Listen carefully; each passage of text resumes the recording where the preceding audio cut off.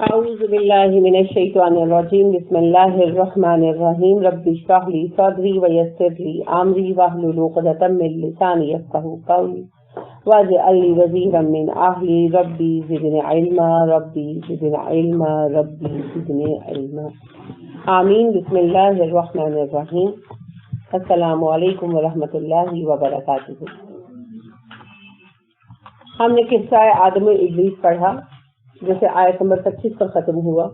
اس کے بعد اس واقعے سے ملنے والے کچھ نتائج پر اللہ ہماری توجہ منتقل کر رہے ہیں، یعنی ہمیں اس طرف متوجہ کر رہے ہیں. یا بنی آدم، اے بنی آدم، قد انزلنا، بے شک ہم نے اتارا، علیکم تم پر، لباسن. یہ ویسے آئے کہ ہم نے کل 2 پڑھ لی تھی، یہیں سے موضوع شروع ہوگا کیونکہ پورا موضوع ہے. لباسن لباس، یواری جو چھپاتا ہے، سوآتکم تمہارے قابل شرم حصوں کو، وریشن اور آرائش ہے. لفظی ڈسکشن میں نے اس لیے نہیں کی کہ یہ ہم نے کر لی تھی. اے بنی آدم، بے شک ہم نے تم لوگوں پر لباس اتارا جو تمہارے جسم کے قابل شرم حصوں کو چھپاتا ہے اور تمہارے لیے زینت کی چیز ہے. وَلِبَاسُ التَّقْوَىٰ، اور تقویٰ کا لباس، ذَلِکَ خیر، یہ تمہارے لیے زیادہ بہتر ہے. ذَلِکَ مِنْ آیَاتِ اللَّهِ لَعَلَّهُمْ يَذَّکَّرُونَ، یہ ہیں اللہ کی آیتیں تاکہ تم نصیحت قبول کر لو. اب یہاں اللہ رب کریم نے ایک تو اپنے احسان کے طور پر گنوایا لباس دیا جانا کہ میں نے تم پر احسان کیا، تمہیں لباس کا پہن دیا. یہاں سمجھنے کی ایک اہم بات یہ ہے کہ لباس ہماری فطری ضرورت ہے، مصنوعی نہیں ہے. یعنی بعد میں انسان نے سویلائزڈ ہو کر نہیں اپنایا، بلکہ جب انسان بنایا گیا تو فطرت کے اندر ہی اپنے آپ کو ڈھانپنے کی خواہش اور طلب موجود تھی. دوسری بات یہ ہے کہ اس فطری ضرورت کے 2 پہلو ہیں، ایک اخلاقی اور دوسرا طبعی. اخلاقی پہلو ہے اپنے قابل شرم حصوں کو چھپانا تاکہ ہم اپنے آپ کو تقویٰ کے بہتر درجوں پر رکھ سکیں، اور طبعی پہلو ہے کہ ہم موسم کی شدت سے بچیں اور اپنے آپ کو خوبصورت بنا سکیں. جو ریشہ کا لفظ آیا نا، تو ریش وہ چیز ہوتی ہے جو موسم کے اثرات سے بھی بچائے اور خوبصورتی بھی دے.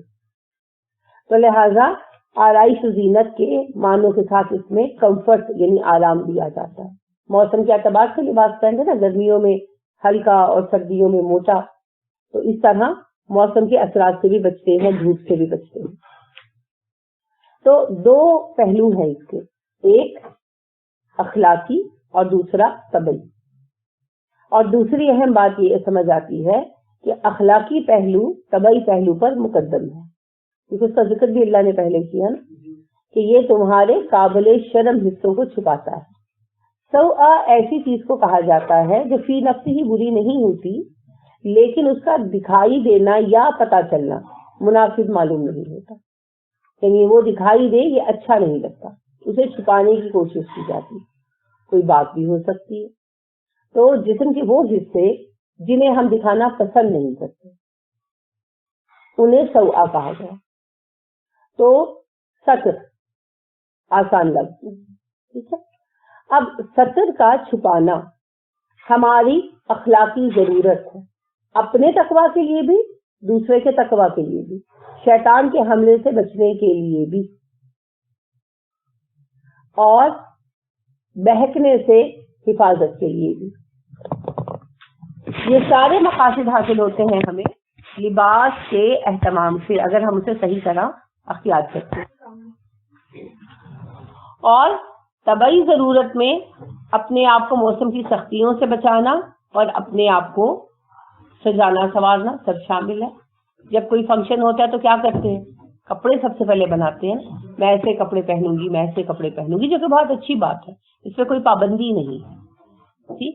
تو اب ان 2 باتوں کو مد نظر رکھتے ہوئے، پہلی بات لباس ہماری فطری ضرورت ہے، اور دوسری بات اس فطری ضرورت کے 2 پہلو ہیں، ایک اخلاقی اور دوسرا تمدنی یا پھر طبعی. تو یہ جو اخلاقی پہلو ہے اسے قرآن نے فوقیت دی. لباس خوبصورت ہو یا نہ ہو، آرام دہ ہو یا نہ ہو، بعض اوقات مجبوری ایسی ہوتی ہے آپ نہیں کمفرٹیبل لباس خرید سکتے. کئی بار آپ کی نظر سے گزرا ہوگا کہ ہمارے گھروں میں جو بہنیں ہماری خدمت کرتی ہیں انہوں نے گرمیوں میں بھی موٹے کپڑے پہنے ہوتے ہیں، تو وہ کمفرٹیبل تو نہیں ہوتا, آرام دہ تو نہیں ہوتا, لیکن وہ سطر کور کرتا ہے. تو پہلی شرط یہ ہے کہ لباس ساتر ہونا چاہیے جو ہماری اخلاقی ضرورت کو پورا کرے. طبعی اور تمدنی ضرورت بعد میں آتی ہے, وہ پوری ہو تو بہت اچھا ہے, اللہ کا احسان ہے. اور اگر کسی سبب سے پیسہ نہیں یا اور کوئی سبب ہے وہ پوری نہیں ہو رہی تو اس پر ہم صبر کریں گے. وَلِبَاسُ التَّقْوَىٰ ذَلِکَ خیر, اور تقویٰ کا لباس یہی اچھا ہے. اب لباس تقویٰ کیا ہے؟ وہ لباس جو ان تمام اخلاقی ضروریات کو پورا کرتا ہے. دوسرے لفظوں میں آپ کہہ سکتے ہیں اسلامی لباس. اب اسلامی لباس کون سا ہوتا ہے؟ ہرے رنگ کا, جو اسلام کے تقاضوں کو پورا کرتا ہے, اسلامک کوڈ آف ڈریسنگ کو ہم آہنگ ہو. اسلام نے لباس کے جو تقاضے پیش کیے ہیں انہیں پورا کرتا ہے. پہلا تقاضا ہے سطر کور کرنے والا. کتنا ہی قیمتی لباس ہو, کتنا ہی آرام دہ ہو, کتنا ہی خوبصورت ہو, اگر وہ سطر کور نہیں کرتا تو وہ اسلامی تقاضوں سے ہم آہنگ نہیں. دوسری بات, لباس میں اسراف نہ ہو. نہ تو لباس اتنا مہنگا لیا جائے کہ وہ تکبر کی علامت بن جائے, کیونکہ رسول اکرم صلی اللہ علیہ وسلم نے فرمایا جو تکبر کا جامہ پہنتا ہے اسے ذلت کا لباس پہنایا جائے گا قیامت کے دن. تو ایسا لباس نہیں کہ جو اتنا مہنگا ہو کہ تکبر کی علامت بن جائے, ایک نشان بن جائے, اسٹیٹس کو جس کو کہتے ہیں بن جائے, آپ کی امارت کی علامت بن جائے گا, بھئی اتنے امیر ہے تبھی یہ والا کپڑا پہنا ہوا. اس طرح کے اثرات سے بچنا ضروری ہے. ہاں ویسے آپ اچھا لباس پہنے, اسلام کا اعتراض نہیں ہے, لیکن یعنی کہ خاص قسم کا اپنے لیے ٹریڈ مارک نہیں بنا لیں, اس سے بچیں اور بہت غیر ضروری اثرات نہ کریں. اس کے بعد یہ کہ لباس کو اتنا گھٹیا بھی نہ رکھیں کہ لوگ آپ پہ ترس کھائیں, یہ بھی تو پسندیدہ نہیں ہے. اعتدال کی زندگی گزاریں. اگر اللہ نے عطا کیا ہے تو پہننا چاہیے کہ نہیں؟ پہننا چاہیے نا. اللہ نے کہا فحدث بنعمت ربک, آپ پھر اپنی نعمتیں بیان کرو. تو کیسے بیان کریں گے؟ میرے پاس اتنے پیسے ہیں, اتنے پیسے ہیں, کیوں بیان کریں گے؟ آپ کی صورت حال سے پتہ چلنا چاہیے کہ آپ پر اللہ کا فضل ہے. یہ جو تصور ہمارے یہاں ہے کہ پھٹے ہوئے کپڑے پہننا سنت ہے, تو ایسی بات نہیں ہے. رسول اکرم صلی اللہ علیہ وسلم نے سوائے ہجرت کے پہلے 4 سال نکال کر کبھی بھی پھٹے ہوئے لباس نہیں پہنے. مکہ کی زندگی میں کبھی بھی نہیں پہنا. کبھی مکہ کی زندگی میں پڑا کہ پیبند زدہ لباس تھا؟ کبھی نہیں, کیونکہ آپ صلی اللہ علیہ وآلہ وسلم پہلے تو ویسے ہی بچے تھے, تو بچوں میں بس پیبند وغیرہ باندھ دیتے تھے, جیسے ہمارے یہاں دیہاتوں میں پجامہ پہنا دیتے, گزر بسر چلتی تھی.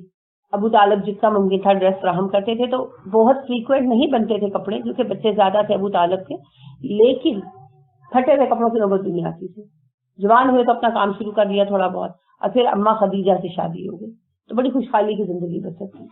مدینہ آئے تو سارے دوسرے مسلمانوں کی طرح آپ صلی اللہ علیہ وسلم بھی کچھ ساتھ نہیں لا سکے. اس کی مثال آپ دیکھیں, پاکستان جب بنا اور ہجرت ہوئی تو بڑے بڑے رئیس بیچارے خالی ہاتھ پاکستان پہنچے, خالی جانے بچا کر بمشکل. تو یہاں آ کر غریب ہو گئے, وہاں پر واقعتاً رئیس تھی. تو بس یہی صورتحال مکہ والوں کو پیش آئی جب انہوں نے ہجرت کی مدینہ تو صرف جان ہی بچا کر لا سکے, کچھ لے کر نہیں آ سکے. اس لیے رسول اکرم صلی اللہ علیہ وسلم جب مدینہ آئے اور صحابہ آئے تو مدینہ والوں پر ایک معاشی دباؤ آیا, اور اس کے علاوہ مدینہ والے سود کے قرضوں میں جکڑے ہوئے تھے, اس کی وجہ سے پہلے ہی تنگ دست تھے.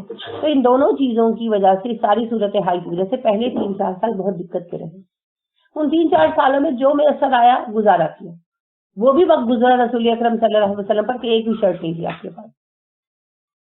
لہٰذا ایک صحابی سے آپ صلی اللہ علیہ وسلم نے شرٹ ادھار لے لی. جمعہ کا دن تھا تو آپ صلی اللہ علیہ وسلم سے شرٹ ادھار لی کہ جمعہ پڑھانے کے لیے مجھے دے دے. تو وہ خود جمعہ پڑھنے نہیں آئے. آپ صلی اللہ علیہ وسلم نے ان سے شرٹ ادھار لے کر پہن لی, تو وہ خود جمعہ پڑھنے نہیں آئے. تو ان کی والدہ بڑی ناراض ہوئی, انہیں ڈانٹا ڈپٹا کہ تم نماز پڑھنے کیوں نہیں آئی بعد میں جمعہ کے بعد.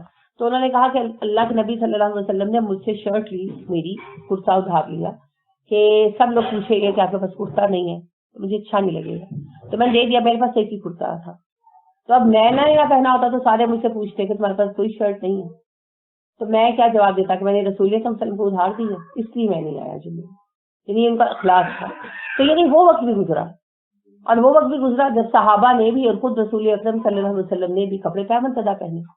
لیکن 5 ہجری میں جب حالات بہتر ہوئے تو آپ صلی اللہ علیہ وسلم نے نارمل لباس پہننا شروع کر دیا. اور آپ کے جب وفود وغیرہ آتے تھے تو آپ اپنے 2 ڈریس اچھے والے بنوائے ہوئے تھے، آپ وہ پہنتے تھے.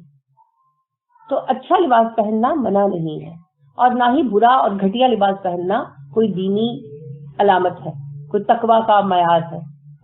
اور یہ جو سمجھا جاتا ہے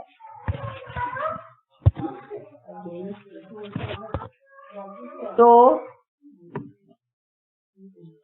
یہ تقوی کو اللہ رب کریم نے ہمارے لیے بہتر قرار دیا. تو تقوی پھر ہے ایسا لباس جو ہمیں تکبر سے بھی بچائے اور ہمیں ناشکر گزاری سے بھی بچائے. معتدل لباس. اچھا سادہ لباس میں بھی تکبر ہوتا ہے. کیسے؟ جب آپ یہ شو کرنے کے لیے پہنتے ہیں کہ میں بڑا دیندار ہوں، ہے نا. جیسے شاہ احمد ایک واقعہ بیان کرتے، وہ کسی صاحب کی محفل میں جاتے تھے جو درس دیا کرتے تھے، تو ان کے لوگ آتے تھے جو جوتے اتار دیتے تھے، تو کوئی نہ کوئی بندہ جو بعد میں آتا تھا وہ سب کے جوتے سیٹ کر کے رکھ دیتا تھا. انہوں نے ایک طریقہ بنایا ہوا تھا اپنا. ویسے تو ہر کسی کو اپنا جوتا سیٹ کرنا چاہیے، لیکن بہرحال وہاں پر وہ ایک بندہ کوئی بھی جو اینڈ پہ آتا تھا، بعد والوں میں آتا تھا، وہ جوتے سیٹ کر دیتا تھا. تو ایک دن شاہ صاحب کہتے ہیں میں اٹھ گیا کہ میں جوتا سیٹ کروں. تو انہوں نے مجھے روک لیا کہ آپ نہ کریں، رہنے دیں. تو کہتے بعد میں نے پوچھا کہ جی لوگ کرتے ہیں آپ نہیں روکتے تو مجھے کیوں روکا؟ انہوں نے کہا وہ عام بندے کوئی کسی کو نہیں جانتا، کس نے سیٹ کیا بھی کسی نے کر دیا ہوگا. آپ کو سارے جانتے ہیں کیونکہ آپ ایک ٹی وی سے متعلق آدمی ہیں، تو سارے کہیں گے وہ شاہ صاحب نے جوتے سیٹ کیے. تو آپ کو فائدہ ہونا ہو تکبر آپ نے ایسے ہی آ جائے گا، ہے نا. تو بات یہی ہے کہ جب ایک مذہب سے تھوڑا بہت اٹیچ بندہ بالکل سادہ لباس پہنتا ہے اور وہ ہر وقت یہ شو کرتا ہے کہ میں تو سادہ لباس پہنتا ہوں، اور تو یہ بھی تکبر کا ذریعہ بن سکتا ہے. تو کوئی خاص لباس نہیں ہے. جیسے کہ فلاں حضرت صاحب تو ساری وقت کھدر ہی پہنتے رہے، فلاں حضرت صاحب ساری وقت جوٹ پہنتے رہے، فلاں خاتون نے ساری وقت سفید لباس پہنا. اللہ نے ان چیزوں کو نہ ہمارے لیے تجویز کیا ہے، نہ ان پر کوئی ہمارے لیے انعام رکھا ہے. لہذا آپ لباس پہنے جو مناسب ہو، اپنی مالی حیثیت کے مطابق مناسب لباس پہنے، اس میں کوئی حرج نہیں ہے. ٹھیک ہے.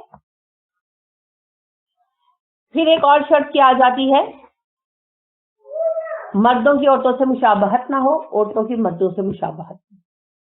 اب مشابہت کیا ہے کہ بالکل آپ کو یہ لگے کہ یہ تو ان کی کوئی عورت ہے، لباس دیکھ کر آپ کو لگے کہ عورت کا لباس ہے. باقی 100% اس کی کوئی لائن نہیں ہے کہ جیسے شیروانی وغیرہ پر بھی کام کروا لیا جاتا ہے تو بظاہر وہی بیڈز وغیرہ ہوتے ہیں جو عورتوں کے ڈریسز پر ہوتے ہیں. بعض اوقات کلر بھی ایسے ہوتے ہیں جو ذرا شوق ہوتے ہیں، لیکن اس کو ہم کیٹیگرائز نہیں کر سکتے. بنیادی بات یہی ہے کوئی رنگ مردوں پر حرام نہیں کیا گیا سوائے جو ہے نا کیسری اورنج رنگ کے. ٹھیک ہے. وہ بھی اس وجہ سے کہ وہ جو ہے آتش پرستوں کا مذہبی طبقہ پہنتا ہے، بدھوں کا بھی مذہبی طبقہ پہنتا ہے. آتش پرست تو آپ نے کم ہی دیکھے ہوں گے، جو ہیں بدھ وہ خاص طور پر پہنتے ہیں، اور ہندوؤں کے بھی بعض گروہ جو ہیں وہ پہنتے ہیں. جوگیا رنگ جس کو کہا جاتا ہے، ان کے جو صوفیزم کی طرف چلے جاتے ہیں نا، جوگی بن جاتے ہیں، وہ پہنتے ہیں. بدھوں میں بھی یہی رنگ خاص مانا جاتا ہے، اللہ عالم کیوں.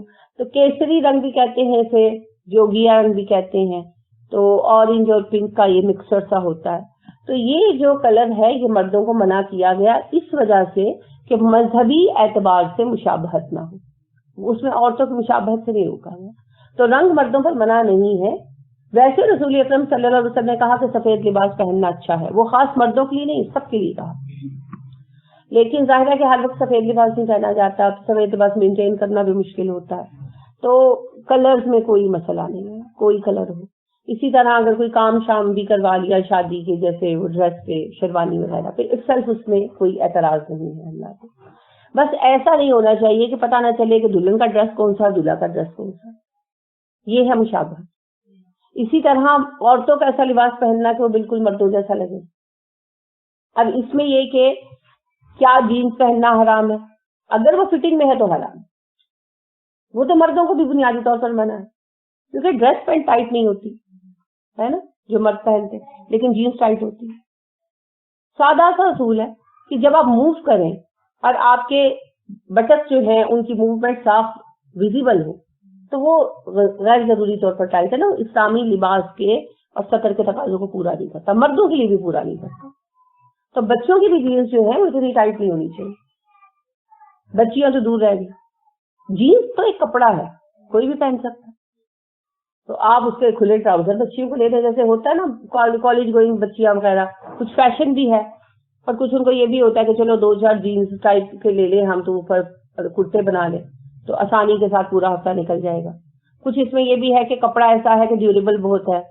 کاٹن کے جو ہیں وہ بچیوں کے ٹراؤزر وغیرہ پھٹ جاتے ہیں تو اس سے بھی ماؤں کو ہوتا ہے کہ چلو اسکول کالج میں یہ آسانی رہے گی. تو اللہ کو اعتراض نہیں ہے، جینس کے اسٹف پر اعتراض نہیں ہے، اس کی اسٹچنگ کا آپ کو دیکھنا پڑے گا. آپ کپڑا لے کر بھی سلوا سکتے ہیں اگر اتنی ہی مجبوری ہے، کپڑا لے کر بھی سلوا سکتے ہیں. کیونکہ آپ دیکھیں اب یہ جو کپڑا ہے فلیکسیبل جس کی ٹائٹس بنتی ہے، یہ تو نہ مردانہ کپڑا نہ زنانہ کپڑا ہے نا، لیکن یہ ٹائٹس نہیں جائز، یہ حرام ہے. میکسیمم یہ ہے کہ آپ بچوں کو پہنا سکتے ہیں، نابالغ بچوں کو. نابالغ بچوں کے یہ ہوتا ہے کہ ٹائٹس میں لچک کی وجہ سے وہ پھٹتی نہیں، لیکن بڑے بچوں کو آپ کسی طرح نہیں پہنا سکتے کیونکہ کوئی ایسا لباس ہے جسم کی حیت کو نمایاں کرتا ہو وہ اسلامی تقاضوں کے ساتھ ہم آہنگ نہیں ہے، بالکل نہیں. یا پھر یہ ہے کہ آپ نے ٹائٹ پہنانی ہے تو اوپر فراک پہنا دے، میکسیاں پہنا دے پیروں تک سے، ٹھیک ہے. کیونکہ عمر فاروق رضی اللہ عنہ مصر کی فتح کے بعد جب وہاں تشریف لے گئے تو انہوں نے اپنے پہلے خطبے میں یہی بات جو ہے وہ مینشن کی.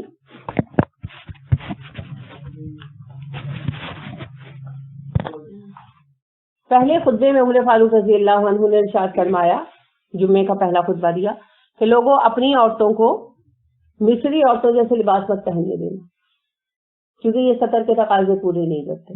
آپ مصر میں کبھی بھی سلیو لیس قسم کے ڈریسز رائج نہیں رہے جو مصر کی تہذیب ہے، اس میں ٹائٹ ڈریسز پہنے جاتے. تو وہ اتنے ٹائٹ تھے ڈریسز کہ جسم کی حیت نمایاں ہوتی، ٹھیک ہے. ویسے بھی علماء کہتے ہیں کہ ایسا لباس اس میں دونوں ٹانگیں الگ نظر آتی ہوں سطر کے خلاف ہے. اسی لیے عرب مرد بھی جب گھروں سے نکلتے ہیں تو اوپر کو جبہ پہنتے ہیں تاکہ الگ الگ ٹانگیں وغیرہ نمایاں نہ ہو. تو اگر بہت ہی مجبوری ہے ٹائٹس پہننے کی تو اس پر پھر آپ کو پورا میکسی ٹائپ ان کو ڈریس بنا کر دینا ہوگا.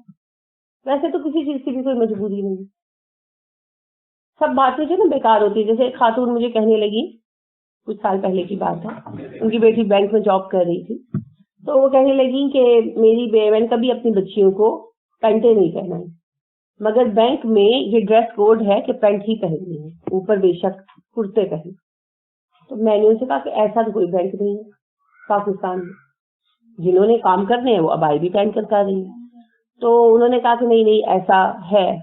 لیکن پھر میں نے پتہ بھی کروایا، میں نے ان کو یہ کہا کہ دیکھیں آپ کی بچی کیا کر رہی ہے یہ آپ اور آپ کی بچی کا معاملہ ہے، لیکن کسی بینک میں ایسا کوئی اصول نہیں ہے. تو عام طور پر جو باتیں کہی جاتی ہیں نا یہ سب بیکار ہوتی ہے. ایسے ہی خاتون مجھے کہنے لگی کہ میری بچی نیوزی لینڈ میں پڑھتی ہے تو اس کی مجبوری ہے وہ جینس پہنتی ہے. تو میں نے کہا کیوں، نیوزی لینڈ کے پاسپورٹ پہ شرٹ لکھی ہوئی ہے. لوگوں نے جہاں رہ کے پردہ کرنا ہے کوئی نہیں روکتا.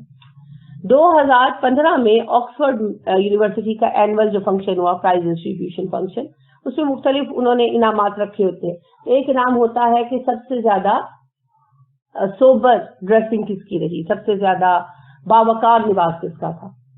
تو وہ ایک جو ہے فلسطینی لڑکی کو اس کا انعام ملا اور وہ لڑکی سارا تھا جو عبایا پہنتی تھی اوپر اسکارف لیتی تھی. تو سارے لوگوں نے وہ اس کے لیے وہ کرتے نا ووٹنگ کراتے، تو پوری یونیورسٹی کی طرف سے ووٹنگ ہوئی اس لڑکی کے لیے. تو وہاں اس طرح کی تنگ نظری نہیں ہے، نہ کوئی ایسا لا ہے، کوئی فرانس تھوڑی ہے کہ پابندی ہے. نیوزی لینڈ میں بیٹھے ہیں لیکن یہ ہم لوگوں نے اپنی باتیں بنا لی، ہمارے اپنے اندر کا احساس سے کم تری، ورنہ کوئی ایسی پابندی. آپ کے اپنے اندر اعتماد ہونا چاہیے. تو مجبوری کہیں بھی نہیں ہے. لیکن چلیں فرض کر لیں تھوڑی دیر کے لیے کہ وہی جیسا میں نے عرض کیا کہ کالج وغیرہ میں یونیورسٹی میں یہ آسانی لگتی ہے کہ بچیوں کو کچھ جینز وغیرہ بنا دی جائیں تو چلو اس کے ساتھ میں وہ جو ہے کرتے وغیرہ پہنتے رہیں. تو پھر اس میں آپ کو یہ خیال رکھنا ہوگا کہ جینس ٹائٹ نہ ہو، یا تو بازار سے کھلی لے کر آئے اور یا پھر انہیں خود سلوا کر دیں.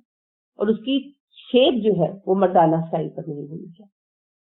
بچیوں کے جو جینس کے بھی ٹراؤزر آتے ہیں ان کی شیپ ڈفرینٹ ہوتی ہے, انہیں مردانہ اسٹائل کی جینس خریدتے مرد, ان کی کٹنگ ان کی اسٹیچنگ سب کچھ ڈفرینٹ ہوتا ہے.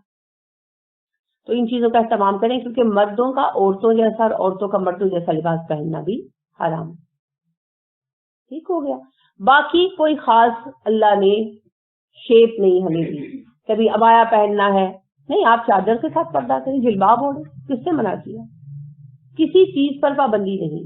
یہ چند چیزیں ہیں جنہیں ملحوظ خاطر رکھتے ہوئے آپ جو چاہیں پہن سکتے. تو جو لباس بھی ان شرائط کو پورا کرتا ہے وہ لباس تقویٰ ہی ہے.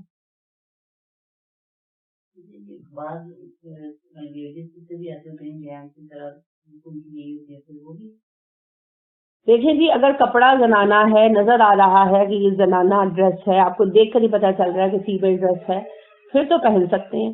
خالی گیٹ شپ لگانے سے وہ مردانہ نہیں ہو جاتا. لیکن اگر دیکھ کر آپ کو پوچھنا پڑتا ہے کہ یہ لیڈیز ہے یا جینٹس ہے تو پھر اس کو چھوڑ دیں. ٹھیک ہے, نہیں وہ تو کسی طرح اس کو کیسے آپ وہ کریں گے, ڈفرینشیٹ کیسے کریں گے؟ میں آپ سے بنیادی پیمانہ آپ کو دے رہی ہوں نا. ایک ڈریس آپ دیکھتے ہیں, بے شک اس پہ بینڈ لگی ہوئی ہے یا کالر لگا ہوا ہے, کف لگے ہوئے ہیں, لیکن آپ دیکھ رہے ہیں کہ آپ کو پتا ہے کہ ہاں یہ انہوں نے مردانہ اسٹائل سے کف لگا دیا, مگر ڈریس زنانہ ہے, صاف نظر آ رہا ہے, تو پھر ایسی صورت میں پہنا جا سکتا ہے. ٹھیک ہے. اور اگر آپ کو دیکھ کر پتا کرنا پڑتا ہے کہ ذرا دیکھوں پاس جا کر زنانہ ہے یا مردانہ ہے, یا پوچھنا پڑتا ہے اور آسانی سے پتا نہیں چلتا, تو وہ پھر مشابہ ہے, اس کی ضرورت نہیں. ویسے جو بہت سخت علماء ہیں وہ تو یہ محتاط جس کو کہنا چاہیے, وہ تو کہتے ہیں کہ نہیں یہ کف وغیرہ بھی لگے ہوں تو مت پہنو, مشابہت کا امکان تو ہے, لعنت والا کام ہے ضرور کرنا تم نے. لیکن ویسے جو تساہل پسند یعنی آسانی دینے والے علماء وہ کہتے ہیں ایسا چلو ایک آدھ چیز سے فرق نہیں پڑتا, لیکن پتہ چلنا چاہیے کہ ڈریس جو ہے وہ زنانہ ہے یا مردانہ.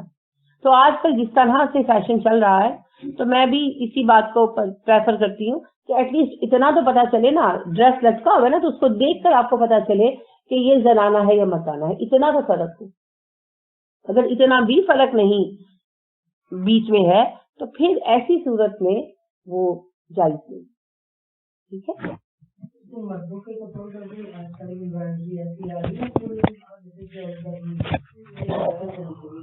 وہ میں نے ابھی بات کر دی ہے کہ اگر دیکھنے میں پتا چلتا ہے کہ مردانہ لباس ہے تو ایمبرائڈری وغیرہ پر اعتراض نہیں ہے, لیکن پتا چلنا چاہیے. اور اگر اتنا زیادہ وہ یعنی عورتوں جیسا بنایا گیا ہے کہ بالکل ہی فرق نہیں پتا چل رہا تو پھر مسئلہ, پھر وہ پہننا چاہیے. یہ ڈیپینڈ کرتا ہے سچویشن پر. ذالک من آیات اللہ لعلہم یذکرون, یہ اللہ کی نشانیوں میں سے ہے لباس, اس لیے تمہیں بتایا جا رہا ہے تاکہ تم نصیحت حاصل کرو. تو جس طرح اللہ نے رنگ رنگ کے انسان بنائے اسی طرح اللہ کریم نے لباس میں بھی اقسام رکھ دی, ورائٹی رکھ دی, موسم کے اعتبار سے بھی ورائٹی رکھتی ہمارے لیے. ورنہ ایک ہی لباس بنا دیتے اللہ تو کیا مجبوری ہوتی نا ہماری, ہم گرمی سردی وہی پہننے کو مجبور ہوتے, کیسے وقت گزارتے. مگر اللہ نے گرمی سردی کے لیے ہمارے الگ الگ جو ہے اقسام کے لباس بنا دیے. پھر اللہ نے ہمیں یہ بھی فہم عطا کی کہ جب آبادی بڑھ گئی تو ہم نے مصنوعی لباس بنانا شروع کر دیا. قدرتی ذرائع سے ہم اتنی بڑی مقدار میں تعداد میں ڈریس تیار نہیں کر سکتے تھے, کپڑا نہیں بنا سکتے تھے, مگر اللہ نے فیبرک بنانے کے لیے ہمیں آرٹیفیشل ذرائع اختیار کرنے کی عقل بھی عطا فرمائی. تو یہ بھی اللہ رب العالمین کا احسان خاص ہے.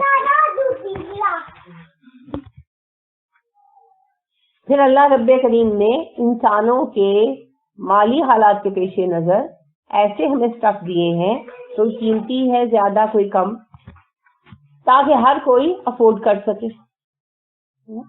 تو یہ سب اللہ رب کریم کی تیاریاں تھیں, اہتمام تھے جو ہمیں زمین پر آباد کرنے کے لیے تھے. تو اگر غور کیا جائے تو یہ جو لباس ہے, پارچہ جات ہیں, یہ بھی ہمارے لیے ایک بڑی نشانی ہے اس بات پر غور و فکر کرنے کے لیے کہ کوئی تو ہے جس نے ہمارے لیے یہ سب اہتمام کر کے رکھا ہوا. پھر اللہ فرماتے ہیں یا بنی آدم, اے بنی آدم, لا یفتننکم الشیطان, شیطان تمہیں اس طرح فتنے میں نہ ڈالے, کما اخرج ابویکم من الجنۃ, جیسے اس سے تمہارے باپ کو والدین کو جنت سے نکلوایا. यंज़उ अन्हुमा लिबासहुमा लियुरियहुमा सौआतिहिमा, और उनके लिबास उतरवा दिए दोनों के ताकि वो दोनों एक दूसरे के काबिले शर्म हिस्से देख सकें। इन्नहु यराकुम हुआ व कबीलुहु मिन हैसु ला तरौनहुम, बेशक शैतान और उसका कबीला तुम्हें वहां से देखता है जहां से तुम उन्हें नहीं देखते।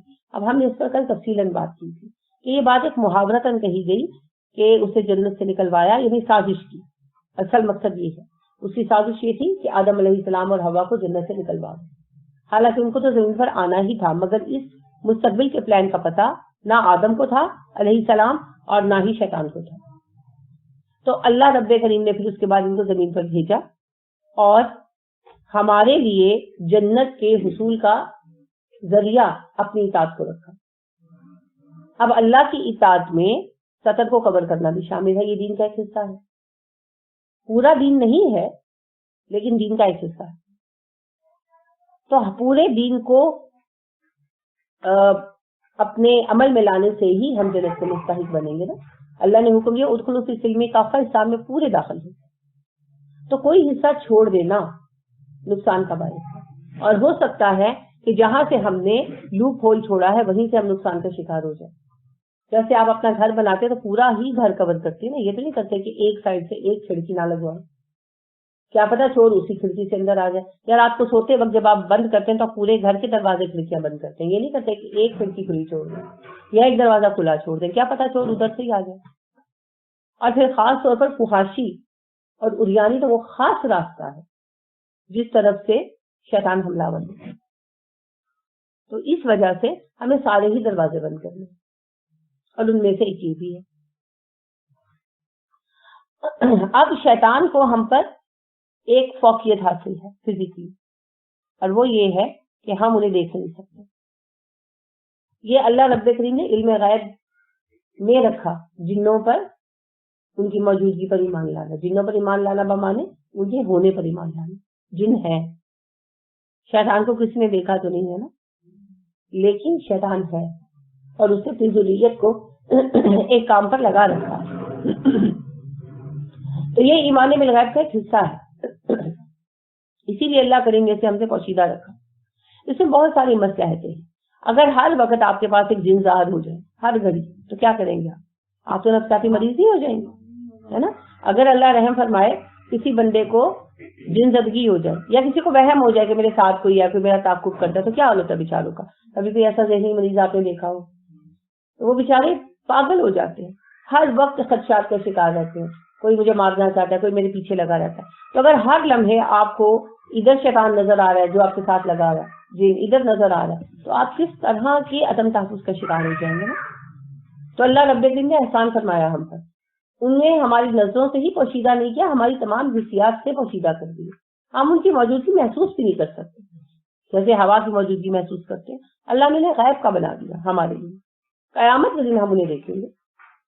इसीलिए अल्लाह ने फरिश्तों को भी हमारी नजरों से ओझल रखा, ताकि ना हम डरे ना ही तकब्बुर का शिकार हो। क्या आज मेरे पास इतने फरिश्ते आए, जिक्र कर रहे हैं, फर्ज करें और फरिश्ते आए, तो आज मेरे पास इतने फरिश्ते आए, मैं तो बड़ा आला हो गया, मैं तो वलीउल्लाह हो गया। तो फिर तो हर किसी का दिमाग खराब हो गया। आपने भी सब्र नहीं करते कि हमें बिल्कुल, हमें ख्वाब नजर आ जाए तो हम बर्तरी का ऐलान फरमा देते हैं, फरिश्ता नजर आ जाए तो क्या करते हैं। तो अल्लाह ने फरिश्तों को और जिन्नों को हमारी